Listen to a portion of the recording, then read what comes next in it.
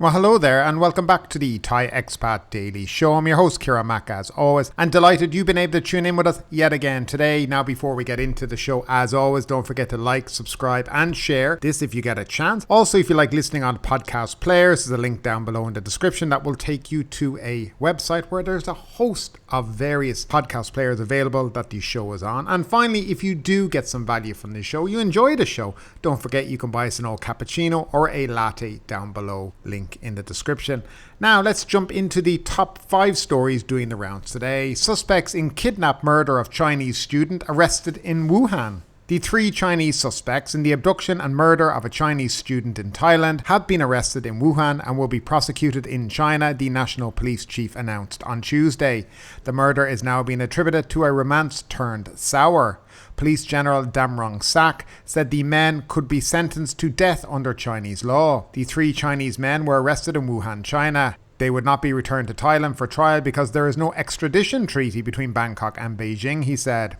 The 3 suspects are Chinese national Shen Saikan, Zhu Ongfai and Zhu Pengfai. Chinese authorities arrested the suspects in China and can prosecute them without extraditing them to Thailand. Under Chinese law, the case carries the death penalty, the National Police Chief said. According to Police General Damrong Sak, the suspects told interrogators that the murder stemmed from a love affair. The victim, 22-year-old Jin Kan, earlier had a relationship with one of the men in China. She was killed because she rejected intimacy with the man in Thailand late last month. Chinese and Thai police jointly interrogated the suspects both in China and from Thailand, he said. The National Police Chief said a 19-year-old Thai woman who worked at a karaoke shop has also been arrested. She was suspected of being a decoy in the abduction. Her information was useful to investigators, he said. Police General Pirapong, Deputy Commissioner of the Provincial Police Region 1, confirmed the victim had known the suspects in China. They had followed her to Thailand and had kept in contact with her until the abduction, he said. They had arrived on a 15-day tourist visa. The murdered woman is reported to have taken online courses in China for her first 2 years of her university study and arrived in Thailand on March 8 for her third year courses. She disappeared on March 28 and her body was found in Nonthaburi province on April 1st. Earlier reports said the gang demanded a 500,000 yuan, about 2.5 million baht, ransom from her father and murdered her after failing to get the money on March 29th. So that is the follow-up of the story that was doing the rounds a couple of days ago. Really just disgusting, and it shows the type of people that Thailand are allowing into their country at the moment. I mean, obviously it's great they've been caught, but then they won't have their justice here in Thailand. I suspect though the justice that they get in China might be a lot worse than what they would have got here in Thailand, because if found guilty they will get the death penalty there. There's no reason to think that they won't, especially the fact that the Chinese have arrested them and have basically come out to say we're going to try them here in China. So yeah, hopefully they get what's coming to them. A just absolutely disgusting crime yet again committed on Thai soil. Now moving along, the TAT downplays China woes.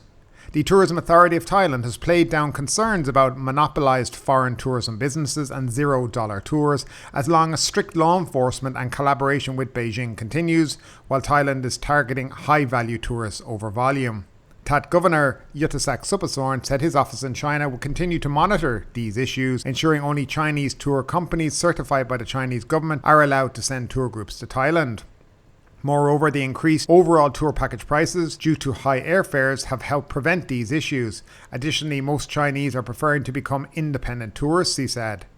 The foreign tourism businesses network has started coming back as Thai tourism has been recovering, making some income flow out of Thailand. Therefore, we need to continue to closely monitor this issue to prevent an impact on Thai operators, Mr. Yuttasak said. However, if foreign tourism business operators abide by Thai law, it would be hard to restrict them competing in the market. According to the Tourism Authority of Thailand, flight numbers in the summer slot nationwide until October tallied more than 97,000, an increase from 53,000 in the previous winter slot, with Chinese flights alone gaining more than 16,000.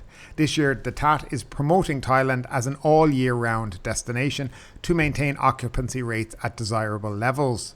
For the 2024 to 2027, the TAT aimed to prioritise value over volume, targeting high value and sustainable tourism. As of March 29, foreign tourists tallied more than 6.2 million. Top markets included Malaysia at 890,000, Russia at 556,000, China at 497,000 and South Korea at 435,000, with India coming in fifth there with 313,000 people. The president of the southern chapter of the Thai Hotels Association said Phuket has not seen $0 tours, although Chinese tourists are gradually increasing and now stand among the top 10 sources of tourists in Phuket since the beginning of the year. However, the THA has not yet seen restaurants or accommodation that focuses solely on the Chinese market back in operation. Nevertheless, he said the issues should be monitored closely over the next 3 to 4 months when Chinese tour groups are expected to surge. He suggested Thailand focus on attracting quality tourists and position itself accordingly. He expects Chinese will be the top foreign tourists in Phuket in April, with India following closely behind, while long-haul markets such as Russia remain in a slowdown. Meanwhile, Mr. Sukasit said he had hoped the government would help maintain electricity fees at a low level, as the rate, which rose by 20 to 30% since last year, has taken a heavy toll on hotels, most of which have started to recover in the latest winter high season. So a little bleak still from China, not as many flights, mainly due to the fact that there is no flights to come here. The package tour prices, flights have all increased by about 50% from what I read recently. And even finding flights from China to the likes of Phuket and Bangkok is becoming actually ever increasingly difficult. The flights just don't exist, and there's lots of reasons for that, and we've discussed this in previous shows. Now, this whole thing again, they're back about talking about quality over quantity, which I find quite ridiculous, because these are the same people predicting 75 million tourists in the next 3 years, doubling what they did in 2019. They clearly are not. It's all just lip service they pay. It's all a slogan they throw out. You know, quality over quantity, sustainable tourism. There's absolutely no sustainable tourism in this country at the moment. It's basically take whatever you can get. Now, I don't blame them. They've had 3 years where there's been no tourists in this country, or very little. So when the opportunity arises, yes, you should. But as I have actually spoken in this show many times, they need to have a plan about how they're going to have sustainable tourism in this country, how they are going to build destinations so that they're not overrun by tourists and Thai citizens themselves can't live there anymore. Pretty much what's happening with Phuket at the moment. I mean, Phuket, as I've said many times, is out of control. Soon you'll find that Thais won't be able to afford to live in Phuket because the prices of property are rising. Rental prices are rising. And just the daily cost of living on the province is just getting out of control. But nevertheless, that is the prediction. They're very worried about China all the time. But you know what? Focus on what you do have and giving those people a good experience here in the country. And don't be worrying about, what may come down the line. That's the way I see it anyway.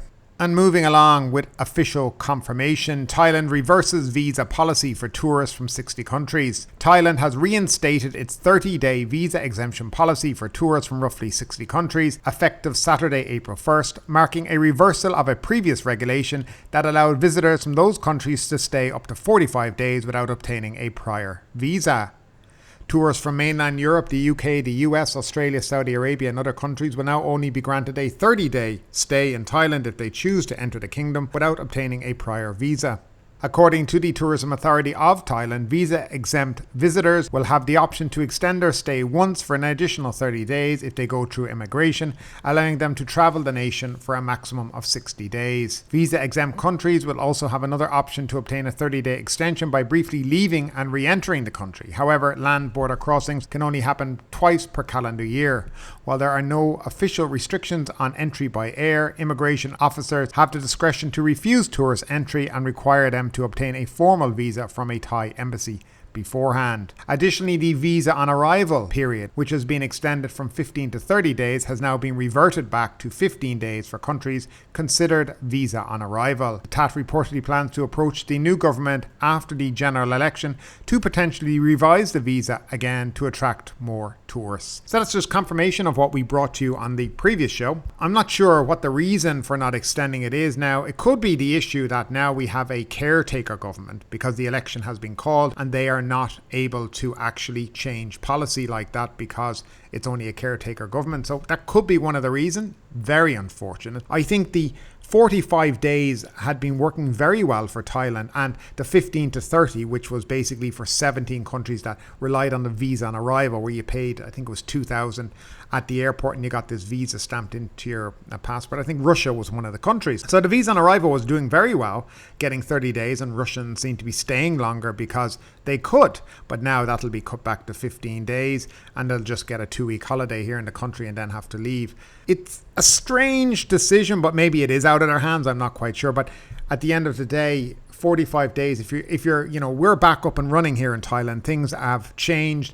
They went through this whole COVID thing and they're trying to attract tourists back. And I think actually it was a smart move in what they did by giving the 45 days, giving people longer here in the kingdom, which I think worked really, really well. Because potentially if you came, you got your 45 days and then you could go to immigration and extend for another 30 days with the 1,900 baht fee. So in essence, you were getting 75 days. That's actually longer than you would have got if you got a single entry tourist visa, which would have only given you 60 days. But maybe also it's a financial thing. Maybe people haven't been purchasing the visas and there's been, a reduction in the fees being taken by embassies around the world, which I believe is how the Ministry of Foreign Affairs funds part of itself. So maybe that has something to do with it too. But nevertheless, I think it's probably not a great decision in terms of attracting people to Thailand. I think it had worked out very well and people seem to be embracing these 45 days and staying longer here in the kingdom. But nevertheless, that is how it is now. So it's official. It's back to the way it was before COVID. 30 days on arrival, or the visa on arrival, you're only getting 15 days. And that's how it is.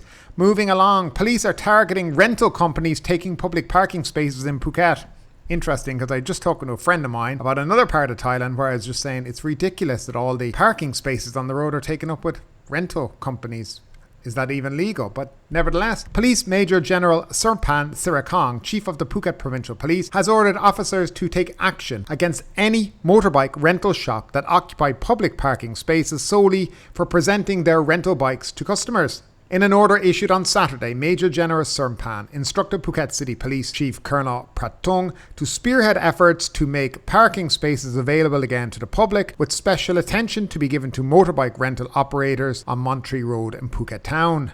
Major General Serpan explained that police had received many complaints of rental operators occupying public parking spaces on the street, leaving other people, including local residents, nowhere to park. Initial efforts to explain to motorbike and car rental operators that public parking spaces are for public use. Officers are also to remind the operators that any person renting a vehicle, both Thais and foreigners, must have the correct license, the order added. Meanwhile, rental operators were informed that placing any object, such as a sign, chains, and I'll put in bollards there, or any other object to reserve parking spaces for their own use was illegal under the Act on the Maintenance of the Cleanliness and Orderliness of the Country, and that's under the BE 2535. The Phuket Info Centre, operated under the Phuket Office of the Ministry of Interior, this morning posted a notice by the Central Investigation Bureau warning that under Section 19 of the Act, offenders who place any object that obstruct traffic without permission from the relevant official may be fined up to 10,000 baht. In line with how the Act is enforced in Bangkok and Pattaya, people who provide photo or video evidence when reporting other people reserving public parking spaces for their own use stand to receive 50% of the fine imposed, the CIB warning explained. Well, I tell you one thing, I'd nearly go down to Phuket Town now and sit there with a camera. Further fines that may be imposed on people who reserve public parking spaces for their own use include a fine of up to 500 baht under the Traffic Act and a fine of up to 5,000 baht under the Criminal Code, the CIB warning noted. There's a very interesting thing. So, according to the Act, if you take a picture, you send that picture to the police to complain, that they get prosecuted, you will get 50% of that fine. That's a job in its own.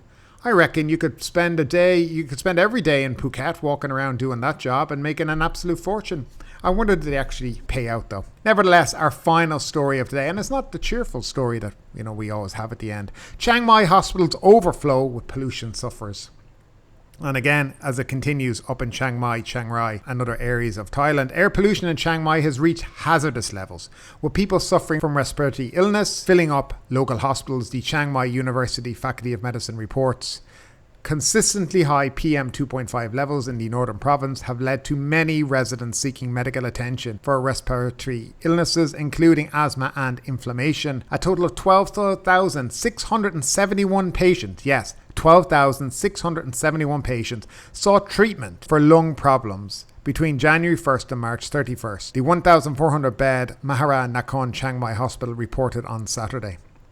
The faculty said it has not been able to treat a significant number of people due to congestion of its inpatient wing. Nationwide, the number of people with air pollution-related diseases in hospitals totaled 1.73 million between January 1st and March 19th. Figures from the Ministry of Public Health showed earlier. Now, if that was COVID, the country would be shut down, but it's only people's lungs, so it doesn't matter. So far, provincial officials have acknowledged that air pollution and forest fires remain a major concern, as many areas have been shrouded in smog for weeks and a distinct odour of smoke has persisted. Although efforts are continuing to quell forest fires in Doi Sutep, Pui National Park, authorities reported that hotspots have continued to expand in recent days.